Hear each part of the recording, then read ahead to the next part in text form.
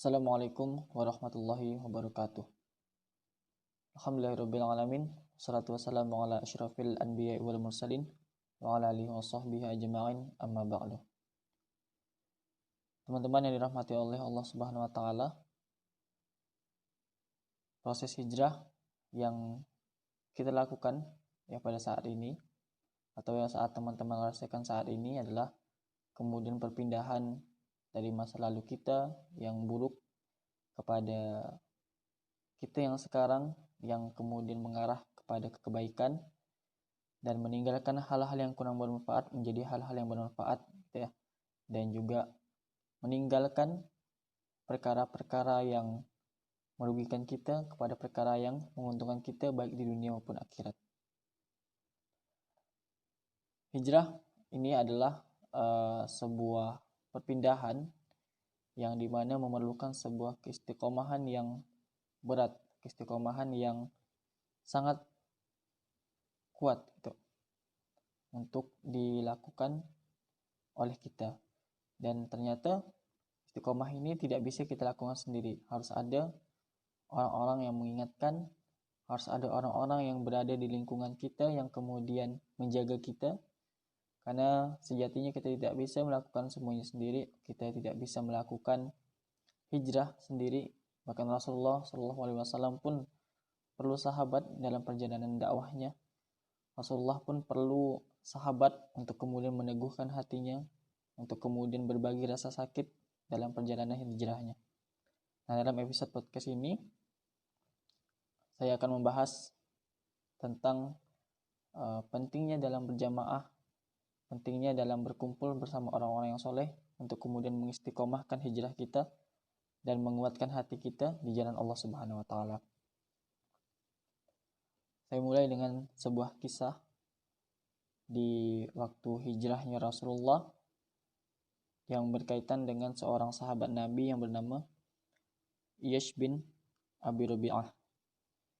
Nah, jadi Iyash bin Abi Rabi'ah ini adalah salah satu dari sahabatnya Umar bin Khattab yang kemudian pada saat itu tertinggal untuk hijrah ke Madinah. Sebenarnya Iyash bin Abi Rabi'ah ini tidak tertinggal. Dia sebenarnya sudah ikut untuk hijrah ke Madinah, hanya saja kembali lagi karena mendengar kabar bahwa ibunya yang pada saat itu masih di Mekah mengatakan bahwa ibunya sangat merindukan Iyash bin Abi Rabi'ah dan dia tidak akan menyentuh rambutnya dan tidak akan makan sampai ia ketemu dengan Iyash bin Abi Rabi'ah. Nah, pada saat itu Iyash bin Abi Rabi'ah ragu. Ketika dia sudah hampir sampai di Madinah, dia ragu mendengar kabar itu yang sebenarnya itu merupakan tipu muslihat dari kaum kafir Quraisy, yaitu Abu Jahal yang menipu Iyash bin Abi Rabi'ah mengatakan bahwa ibunya sedang merindukan dia, ibunya tidak akan makan dan sebagainya. Umar bin Khattab ini menyadari bahwa Iyash bin Abi Rabi'ah ini sedang ditipu. Namun Iyash bin Abi Rabi'ah mengatakan, menurutku mereka tidak berbohong katanya. Karena ibunya sangat mencintai beliau lebih dari orang lain. Itu sebabnya kenapa beliau akan kembali agar sumpah dari ibunya Iyash bin Abi Rabi'ah ini tercapai, sekaligus beliau akan mengambil hartanya yang ditinggalkan di Mekah. Maka Umar bin Khattab merelakan beliau untuk kemudian kembali ke Mekah dengan membawa untanya Umar bin Khattab. Dia mengatakan, ini bawalah untaku, dia berlari sangat cepat. Kalau misalnya ada apa-apa, kalau misalnya ada sesuatu yang janggal gitu, kalau misalnya ada sesuatu yang tidak kondusif, silahkan kembali dengan unta ini. Akhirnya Iyash bin Abi Rabi'ah kembali dan dia tidak sempat kembali ke Madinah. Dan akhirnya Umar bin Khattab menyadari bahwa ada dua sahabatnya yang kemudian masih tertinggal di Mekah, yaitu Iyash bin Abi Rabi'ah, kemudian ada Hisham bin Abu Al-As. Nah, pada saat itu sebenarnya banyak sahabat-sahabat yang kemudian masih tertinggal di Mekah karena ada beberapa halangan, ya, baik dari kaum kafir Quraisy, ya, kemudian atau dari hartanya dan sebagainya. Dan orang-orang sahabat-sahabat yang di Mekah ini yang kemudian dia terlambat untuk hijrah, mereka ini putus asa karena tertinggal oleh Rasulullah yang sudah ada di Madinah.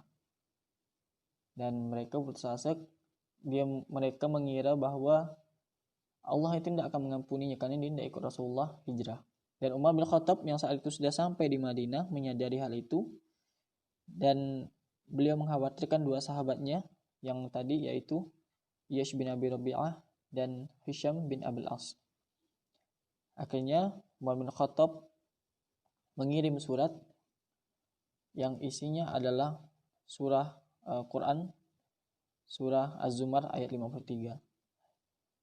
Qul ya ibadiyalladzina asrafu ala anfusihim la taqnatu mir rahmatillah innallaha yaghfirudz dzunuba jami'ah innahu huwal ghafurur rahim.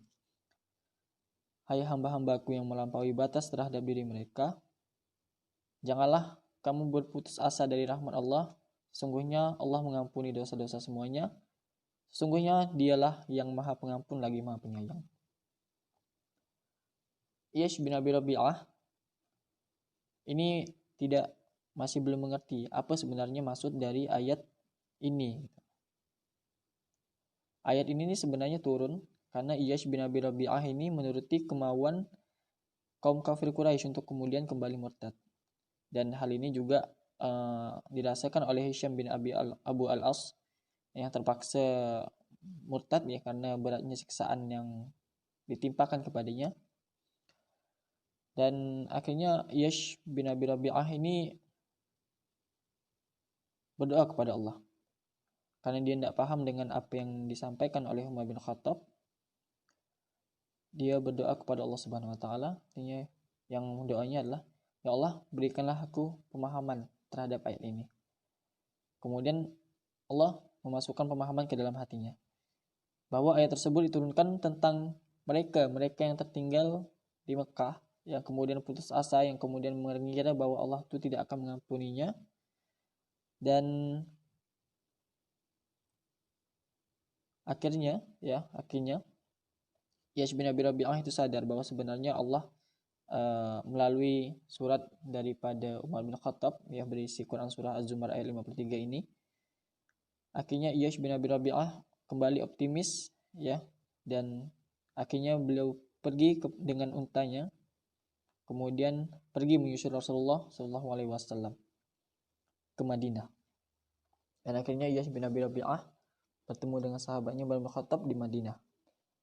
Nah, dari kisah ini kita menyadari bahwa pentingnya sahabat, bahwa pentingnya teman, ya, dalam proses hijrah kita, dalam proses beragama kita, untuk kemudian mengingatkan kita ketika kita putus asa, ketika kita berbuat dosa, ketika kita kemudian melampaui batas terhadap diri kita. Maka kita perlu teman-teman untuk mengingatkan kita. Seorang sahabat, sekelas sahabat saja perlu seorang sahabat untuk kemudian mengingatkan, ya. Seorang Iyash bin Abi Rabi'ah itu perlu Umar bin Khattab untuk kemudian mengingatkan kepada Iyash bahwa sebenarnya ampunan Allah itu ada sebelum, ya, sampai ke kerongkongannya. Bahkan saat dia masih tidak menyekutukan Allah, masih ada ampunan untuk umat-umatnya. Nah, ini seharusnya kita juga sebagai seorang muslim, sebagai seorang yang kemudian sama-sama baru hijrah, baru berpindah dari masa lalu kita yang gelap, masa lalu kita yang buruk, ke sebuah lingkungan yang baik, gitu. Maka kita perlu seorang teman untuk kemudian mengingatkan kita ketika kita kembali kepada masa lalu kita, ketika kita kembali kepada kebiasaan-kebiasaan kita yang lalu, yang buruk, gitu kan. Maka perlu seorang teman untuk kemudian mengingatkannya. Dan inilah manfaat kita berteman dengan orang soleh, kita berteman dengan orang-orang yang sama mengingatkan kita kepada Allah. adalah agar kita tidak menyeleweng daripada jalan Allah, daripada aturan Allah, dan agar kita tidak kembali lagi kepada masa lalu kita. Dan ini menjadi salah satu sebab kita untuk kemudian bisa istiqomah di jalan Allah Subhanahu wa taala. Dan harusnya ya kita dalam proses hijrah harus sabar dalam menghadapi teman-teman kita yang soleh. Sesuai dengan Quran surah Al-Kahfi ayat 28, wasbir nafsaka ma'al ladzina yad'una rabbahum bil ghadati wal 'ashiyyi yuriduna wajhah. Dan bersabarlah kamu bersama-sama dengan orang yang menyembah Tuhannya di pagi dan senja hari dan mengharap wajahnya. Karena dengan ini, karena bersama mereka kita kemudian terjaga dari hal-hal, terjaga dari bisikan syaitan yang kemudian untuk mengajak kita kembali ke masa lalu kita. Ibaratnya sebuah domba, serigala itu tidak akan memakan domba yang bergerombol. Dia akan selalu menyerang domba-domba yang sendirian. Begitu juga manusia. Syaitan itu tidak akan menyerang atau serangannya itu lemah ya dengan orang-orang yang kemudian mereka itu berjamaah. Mereka itu berkumpul dengan orang-orang yang sevisi dengan mereka hijrahnya. Dan syaitan itu akan lebih mudah membisik ke kita ketika kita dalam kesendirian. Makanya kita perlu seorang teman, kita perlu kemudian berjamaah, kita perlu berkumpul dengan orang-orang yang soleh, agar ketika kita terbedaya dengan bisikan setan itu, ada teman yang mengingatkan bahwa sebenarnya ini salah. Ketika kita kemudian kembali berpacaran misalnya seperti itu ya, ada teman yang kemudian mengingatkan, antum sudah hijrah ya, kemudian jangan melanggar aturan Allah dengan berpacaran seperti yang telah engkau lakukan di masa lalu. Maka dengan itu kita tidak akan jauh kembalinya dan akan lebih cepat kembali kepada Allah Subhanahu wa taala dan lebih cepat bertaubat kepada Allah dengan adanya teman-teman kita. Inilah salah satu maksud daripada Quran surah Al-As, wal 'asri innal insana lafi khusrin illal ladzina amanu wa 'amilus solihati wa tawassaw bil haqq wa tawassaw bis sabr. Mengingatkan kepada yang baik dan mengajak kepada yang baik dan mengajak kepada kesabaran. Dan mungkin teman-teman pernah mendengar sebuah hadis gitu ya, yaitu perumpamaan orang yang duduk dengan orang soleh dengan orang yang jelek ya, dengan orang yang jelek perangainya, pelakunya, itu bagaikan pemilik minyak wangi berteman dengan pemilik minyak wangi dan juga orang yang pandai besi. Jika kita berteman dengan orang yang penjual minyak wangi, maka kita akan terkena wanginya. Kita akan terkena bau-bau pewangian. Sebaliknya ketika kita berteman dengan orang-orang yang pandai besi, maka kita akan mendapati pakaian kita hangus terbakar. Minimal mendapat baunya yang tidak sedap. Maka ketika kita ingin menjadi orang-orang yang baik, maka kita harus berteman dengan orang yang baik. Ketika kita ingin berteman ketika kita ingin menjadi orang yang hafal Al-Quran misalnya, maka kita harus berteman dengan orang-orang yang menghafal Al-Quran juga. Karena ini sebagai motivasi kita. Motivasi ya, sekaligus juga pengingat, sekaligus juga ada yang mengingatkan dan mengajak. Ketika kita ingin menjadi ahli fikih misalnya, maka kita berteman dengan orang-orang yang kemudian belajar fikih juga, agar visi kita sama, ada kesinambungan di situ, ada kesamaan yang dibahas, dan akhirnya menyebabkan kita juga terikut kepada mereka.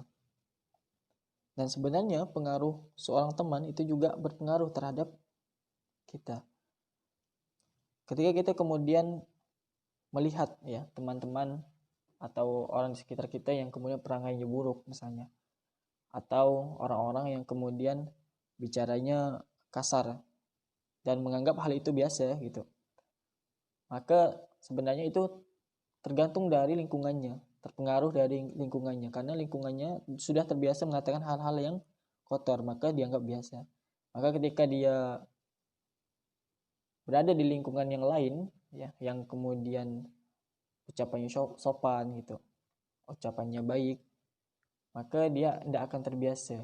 Atau ketika dia sudah lama di lingkungan yang baik itu, maka akan berubah gaya bicaranya. Dia akan lebih memilih kata-kata yang baik daripada kata-kata yang kotor. Karena itu tadi, teman berpengaruh terhadap kepribadian kita, berpengaruh terhadap kebiasaan kita. Makanya dalam agama Islam, ya, ketika ingin melihat agama perilakunya seseorang, ketika kita ingin melihat agamanya seseorang, maka lihatlah agama teman-temannya. Ketika melihat agama teman-temannya itu baik, maka dia juga baik karena berpengaruh terhadap mereka. As-sahibu sahib. Yang namanya sahabat itu bisa menarik atau mempengaruhi. Ketika kita punya sahabat yang kemudian baik, maka bisa juga mempengaruhi kita untuk kemudian baik. Dan ahli hikmah pun pernah menuturkan bahwa seseorang itu bisa dinilai dari orang yang jadi teman dekatnya. Ketika berteman dekat, ketika ingin kita dianggap sebagai orang baik, maka berteman dekatlah dengan orang-orang yang baik. Paling tidak kita mendapat sebuah julukan menjadi orang yang baik. Dan itulah, dan salah satu ulama mengatakan bahwa berteman dengan orang baik itu juga bukan hanya mempengaruhi kita, tapi juga menjadi obat hati kita. Ketika mungkin hatinya sedang kesedihan, sedang sedih, gitu, sedang terluka dan sebagainya, maka teman yang baik ini bisa menjadi obat. Dalam risalah Kusyairiyah, ya, menurut Syekh Ibrahim Al-Khawas, ada 5 obat hati yang mungkin teman-teman pernah mendengar, ya, lagunya Opik Tembok Hati, yaitu dari perkataannya Syekh Ibrahim Al-Khawas, yaitu obat hati itu ada 5. Obat hati itu ada 5. Yang pertama membaca Al-Quran disertai dengan perenungan, ya, tadabbur. Kemudian yang kedua menjaga pola makan, yaitu berpuasa gitu kan, atau menjaga pola makan lah gitu. Bangun malam, tahajud, zikir, ya, dan amal-amal lainnya. Kemudian yang keempat merendahkan diri di hadapan Allah di akhir malam. Dan yang kelima adalah bergaul dengan orang-orang yang soleh. Maka sebenarnya ketika kita berteman dengan orang-orang yang baik, orang-orang yang soleh, orang-orang yang membicarakan agama, maka itu juga memperbaiki hati kita. Hati kita yang dulu mungkin penuh dengan dosa gitu ya, penuh dengan cacian, penuh dengan prasangka-prasangka. Maka ketika kita berteman dengan orang-orang yang soleh, maka itu secara otomatis mengobati hati-hati kita. Jadi hati itu kemudian terbiasa untuk berprasangka baik. Jadi hati itu yang kemudian dulunya orang suka mencaci maki, maka ketika dia berteman dengan orang yang soleh, maka hatinya akan berubah jadi orang yang suka mendoakan dan sebagainya. Maka itulah fungsinya untuk kemudian kita berteman dengan orang-orang yang soleh dan beriman bersama-sama. Sebagaimana dikatakan oleh Mu'adz bin Jabal yang mengatakan, ayo datanglah kepadaku, kita beriman bersama-sama. Sekelas sahabat pun perlu orang lain untuk kemudian diajak untuk beriman bersama-sama. Bagaimana kita yang kemudian jauh ya hidupnya dari Nabi gitu, dari kehidupannya usia tahunnya gitu, yang kemudian banyak godaan-godaan di zaman sekarang gitu. Maka kita perlu orang-orang yang kemudian mengingatkan kita ketika kita salah arah, ketika kita berbuat dosa, ketika kita hatinya sedang terluka, hatinya sedang sedih dan sebagainya. Maka ketika antum hari ini kemudian memutuskan untuk hijrah, ketika antum memutuskan untuk meninggalkan hal-hal yang buruk di masa lalu, maka yang pertama adalah bertaubat kepada Allah, meninggalkan maksiat-maksiat yang antum lakukan di masa lalu, dan carilah sahabat-sahabat yang baik yang bisa mengingatkan antum ketika antum mulai terlena, ketika antum mulai kembali kepada masa lalu antum. Demikian yang bisa saya sampaikan. Kurang lebihnya mohon maaf. Semoga kita dipertemukan oleh Allah Subhanahu wa taala dengan sahabat-sahabat kita yang baik, sahabat-sahabat kita yang bisa mengingatkan kita untuk kemudian terus berbuat kebaikan dan menebar kebermanfaatan di bumi Allah Subhanahu wa taala. Assalamualaikum warahmatullahi wabarakatuh.